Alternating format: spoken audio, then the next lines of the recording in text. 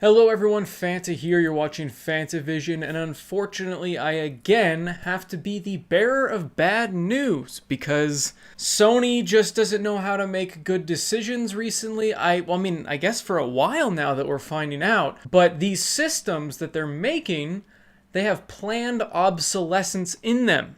And unfortunately the PlayStation 5 is no different. Before we dive into that, of course, please do subscribe for more content, like the video if you guys liked it, and let's continue. So, we started already with talking about the PlayStation 3 and how you can't play digital games once the servers go down. The discs work, but once those authentication servers go down and that motherboard battery dies and it can no longer reconnect to authenticate your system, you can't play digital games even if you've owned them already.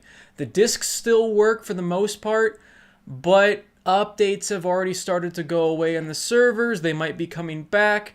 We don't quite know about that situation, but it's not looking good for the PlayStation 3. PlayStation 4, even worse than the PlayStation 3. When the servers go down for the PlayStation 4 and that battery dies and you replace it, guess what? Can't authenticate your system. And when you can't authenticate your system, not only can you not play your digital games, but your physical games are now just coasters. Now, we've come to the PlayStation 5. Sony's brand new system that has been out in less than a year. Most people can't even get one. And what have we learned about what happens when these servers go down in the future for the PlayStation 5? Because they will. The servers will go down for everything. What's going to happen with that system? Well, so far the Twitter account Does It Play has some interesting findings as to what exactly is going to happen when the system goes down. So let's take a look at their sheet and what they've said so far. So right off the bat, we're seeing that all digital games are no longer playable, just like the PlayStation 3 and the PlayStation 4. Really disappointing that we're seeing this again, considering you paid for these games, and we'll get to what this ultimately means because this generation is different from any other PlayStation generation.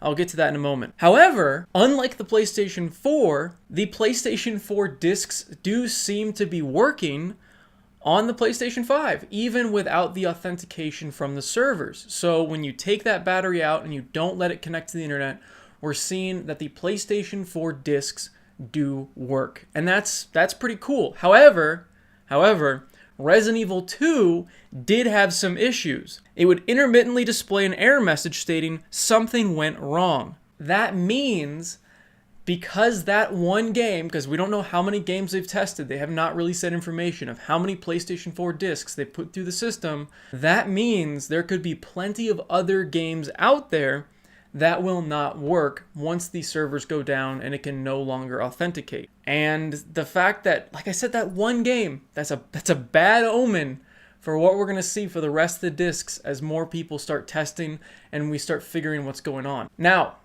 do PlayStation 5 discs work after these authentication servers go down? Well, so far it's not looking good. They tested 3 games, Mortal Kombat 11, Spider-Man Miles Morales, and Black Ops Cold War. Out of those 3 games, only Spider-Man Miles Morales worked perfectly. However, Mortal Kombat 11 would get to 97% installed and then fail. So they couldn't even install that game. That's not good. Again, they're only testing 3 games so far, and one of those could not even install. I don't quite understand why you would need the authentication servers to even install a game, but that's where we're at. Black Ops Cold War installed and did boot. However, because of the reliance on it being connected to servers, it was basically unplayable.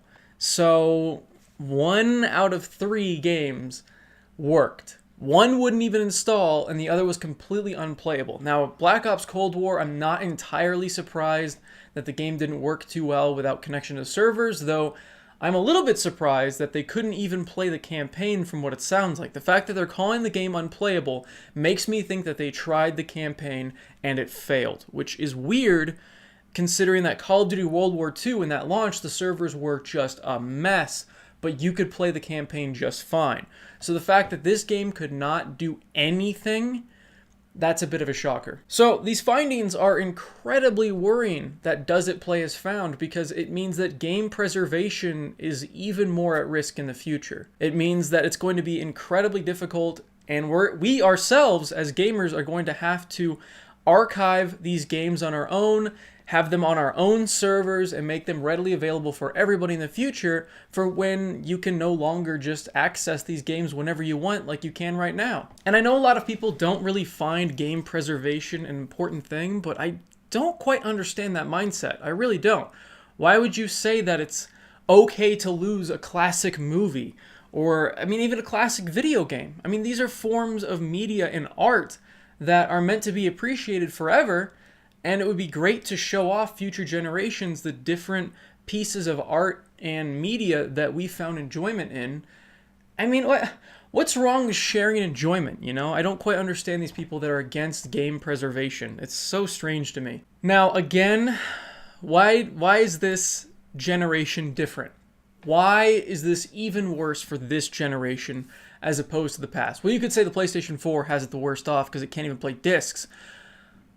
But remember, there's a PlayStation 5 that can't even play discs. So there's that digital-only PlayStation 5 that once those authentication servers go down, you essentially have a doorstop, a giant doorstop, because you won't be able to play any of those digital games that you purchased. That's right. You don't own anything that you have on your PlayStation 5. Just saying.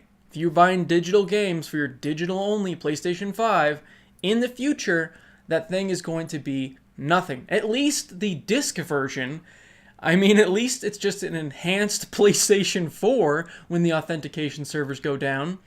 But yeah, the digital-only systems, I don't know about Xbox, by the way. I don't know about Xbox. I do need to look in to see if the Xbox has the same issues the PlayStation has, which I've heard rumors that it's the same situation.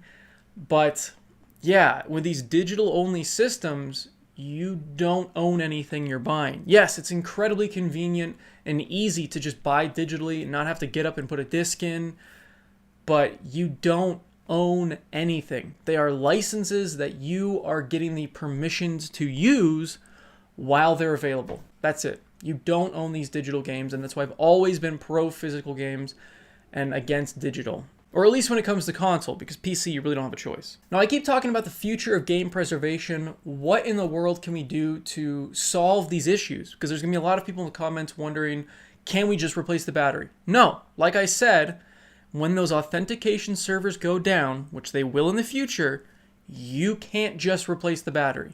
You can't. I guess there's a way to hot swap it. If you can somehow keep the motherboard powered while you're swapping out that battery, you can do that. But there are no legitimate ways to keep your system in working perfect order once those authentication servers go down. However, this is not a hardware issue. Okay, there's this thing called HDCP that is baked in to the HDMI outputs on your PlayStation systems. That makes it so you have to disable it, that HDCP, whenever you want to record anything or stream games, because they want to stop you from copying like Blu-rays, Netflix, Hulu, all those different things, and you have to turn that copyright protection back on before you use those apps and plug in an HDMI. But that's baked into the hardware. There's no software way to get around it. With this, there's a software way to get around it. If you get custom firmware, you can keep using your PlayStation however long you want. You can back up your games. You can get all your physical library digitally onto a hard drive. You can do anything you want with your system. It becomes what it should be, honestly. It becomes a system that stands the test of time and doesn't have this issue that is for some reason baked into their official firmware. I don't know why. Sony can patch all of this. All of these different issues we're having with this CMOS battery when it dies, you can patch that out. I understand there's probably some worry about what will happen if they do that, but from what I've heard, it seems like other consoles have not had this issue in the past, and there was no issue with DRM. So this is just overreaching DRM, and again, Sony not quite understanding how to link trophies into the system without it needing this server upkeep, and that's hardwired into the games. Just like, do you remember how you couldn't change your name on your PlayStation for the longest time? And I still don't know if you can without issue, because if you changed your PlayStation Network name, all of your game saves and everything and your trophies and a lot of different things would just break. I mean, I don't know why they baked it in like that when Microsoft, forever, you can just change your name whenever you want and it doesn't do anything at all. It doesn't break anything. It's completely fine. But Sony just has issues with doing obvious things. So that's why I'm not sure if the Xbox has this same issue. Again, it could, but Sony just has all these weird things that break, even though other companies have figured it out. So who knows if Sony will patch it out or if they even know how to patch it out, considering they could never fully fix the PlayStation profile issue when it came to changing names. That's so stupid. I honestly forgot about that whole situation until this situation came up. And I was like, oh yeah, Sony had that issue back in the day when it came to profiles even. So it'll be interesting to see what happens. There are a lot of people online that are very upset about this, including myself, that believe in game preservation and believe that we should have true ownership over the things that we purchase. I know that's mind-blowing, right? But hopefully they'll hear our outcries like they did when your Fortnite account could only be on PlayStation. They held it hostage and you couldn't use it on Xbox, you couldn't use it on PC, even though PC, Xbox, Switch, and the phone, you could move your profile wherever you wanted. But on PlayStation, if you made your profile in there, you're held hostage until either Sony figured it out or they just finally conceded and allowed the profile to be used everywhere. It seems like whenever a company is the top dog, they are fine with being as anti-customer as possible, and they just don't care. They can get away with anything, so they're going to. And Microsoft did the same thing with the 360. They were on top. They didn't want to play nicely with PlayStation. There were plenty of opportunities with having cross-platform games, and Microsoft was the one that said no. So Microsoft is not some wonderful angel either. I know there's a lot of fanboys on either side, but you're all wrong. So don't be a fanboy. Have an open mind. Have independent thought. And I guess jailbreak all your PlayStations, because apparently Sony doesn't care about game preservation and they don't care about whether or not you've purchased anything, because it's not going to work in the future anyway. Let me know in the comments about how you feel down below, if you're not going to be getting a PlayStation 5 because of this, or if you're not worried because it is so far in the future. It really is. I mean, it's going to be at least 9 years or so before we even have to worry about the PlayStation 5 servers going down or the PlayStation 4 authentication servers going down. I mean, PlayStation 3, those authentication servers were up for a very long time, and they're still up. I mean, when the store goes down, those servers are not going down. It's just at some point in the future, we've heard how the executives feel about retro games. They don't feel like old games have any value, so it's not a bad prediction to make when you're saying, hey, at some point they're going to stop supporting these at all. And of course, there's going to be a lot of people that say, well, no duh, they're not going to support it forever, but I disagree. They're authentication servers. Keep them up. They're not that expensive. Thanks again for watching. Like the video if you guys liked it. Subscribe for more content. And as always, have a fantastic day. See you, everybody.